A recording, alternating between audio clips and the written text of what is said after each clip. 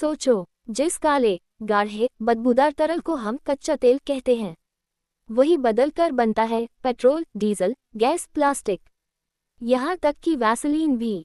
लेकिन सवाल ये है, ये तेल जमीन के अंदर आता कहाँ से है और कैसे एक ही चीज से इतनी सारी चीजें बन जाती हैं?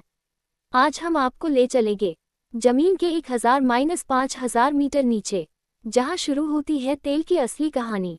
लाखों करोड़ों साल पहले, जब धरती पर डायनासोर भी थे, समुद्रों में छोटे छोटे जीव, पौधे, एल्गी रहते थे। जब ये मरते थे तो समुद्र की तलहटी में जमा हो जाते थे। धीरे धीरे इनके ऊपर मिट्टी, रेत और चट्टानों की परतें जमती गईं।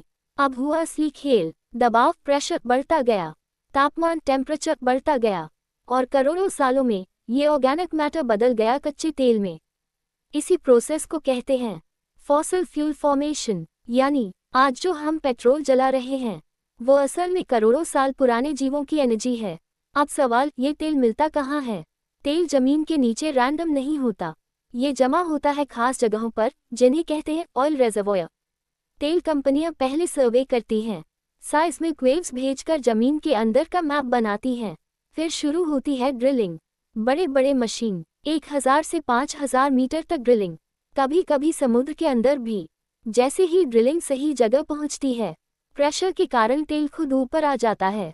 लेकिन हर बार ऐसा नहीं होता, कई बार पंप से निकालना पड़ता है। यही क्रूड ऑयल फिर पाइपलाइंस या शिप से रिफाइनरी तक पहुंचता है। अब आता है सबसे इंटरेस्टिंग पार्ट। कच्चा तेल सीधे यूज नहीं हो सकता, इसमें बहुत सारी अलग अलग चीजें मिक्स्ड होती हैं, इसलिए इसे ले जाया जाता है रिफाइनरी में। यहाँ इस्तेमाल होता है एक प्रोसेस, फ्रैक्शनल डिस्टिलेशन। इस प्रोसेस में क्रूड ऑयल को बहुत ज़्यादा गर्म किया जाता है, लगभग 400 डिग्री सेल्सियस तक। फिर इसे एक बड़े टावर में भेजा जाता है, जहाँ टेम्परेचर ऊपर जाते जाते कम होता जाता है। अब मैजिक देखो, हल्की चीज़ें ऊपर जाती हैं, भारी चीज़ें नीचे रह जाती हैं और इसी से अलग अलग प्रोडक्ट्स बनते हैं। एक, एलपीजी गैस सबसे ऊपर निकलती है। गैस यानी एलपीजी, खाना बनाने में यूज, घरों में सिलेंडर। 2, पेट्रोल, थोड़ा नीचे पेट्रोल, गाड़ियों, बाइक्स में यूज, जल्दी जलता है, हाई एनर्जी देता है।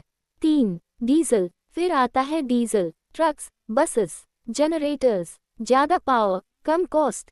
4, केरोसिन, पहले लैंप में यूज होता था, आज भी कुछ जगह कुकिंग में। 5, लुब्रिकेटिंग ऑयल, मशीन स्मूथ चलाने के लिए।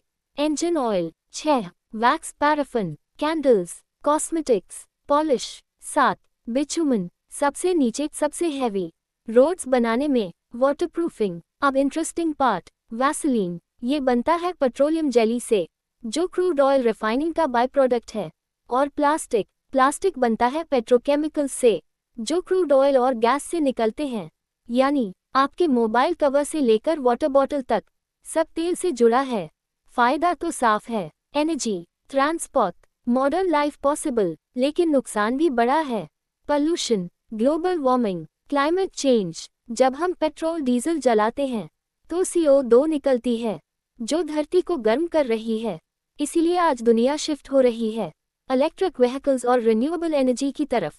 एक दिन ऐसा आएगा जब तेल खत्म हो जाएगा, क्योंकि ये रिन्यूएबल नहीं है, इसलिए साइंटिस्ट्स नए विकल्प ढूंढ रहे हैं, सोलर, विंड, हाइड्रोजन, ताकि फ्यूचर सेफ रहे। तो अगली बार जब आप बाइक में पेट्रोल भरवाओ, तो याद रखना, ये सिर्फ फ्यूल नहीं है, ये करोड़ों साल पुरानी कहानी है, धरती के अंदर की एक हिडन दुनिया की।